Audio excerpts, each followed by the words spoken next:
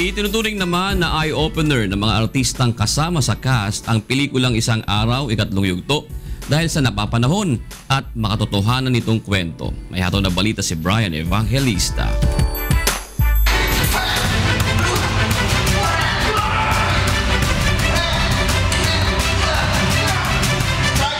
Habang puspusan ang ensayo ni Kuya Daniel at Ate Arlene Razon para sa action-packed fighting scenes, ilan pang mga artista ang nadagdag sa ongoing shooting ng Isang Araw, Ikatlong Yugto.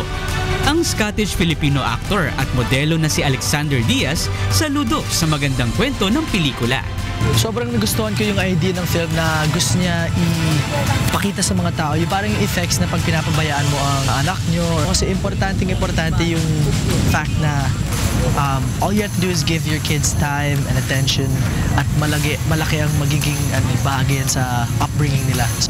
Nakatrabaho na ni Alex ang teen stars na sina Michelle Vito at Marlo Mortel sa ibang proyekto, kaya hindi na sila nahirapan sa pagganap ng kanilang mga karakter at eksena. Ang theater artist namang si Karen Garland, na minsan rin ay gumaganap sa mga teleserye, ikinararangal na maging bahagi ng aniya ay makatotohanan at napapanahong pelikula. Meron kang social responsibility at yung kung paano mo paninindigan yung responsibilidad na yun sa lipunan, pwede mo siyang ilagay at platapormang ganito tulad ng pelikula.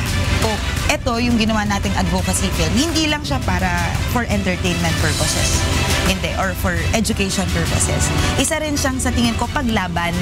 Naging eye-opener kay Karen ang pagganap niya bilang asawa ni Ronnie Quezon, ang panganay na anak ng yumaong comedy king na si Tito Dolphy.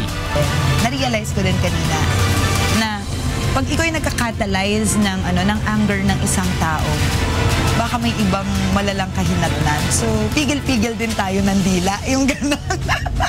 Kakaiba eh. Kakaiba yung pelikula. Sasamahan natin sa production hanggang dun sa mga pinoportray nila na role. Parang pumapasok sila. Talagang sila ang nakakaramdam ng kanilang mga ginagampan ng roles.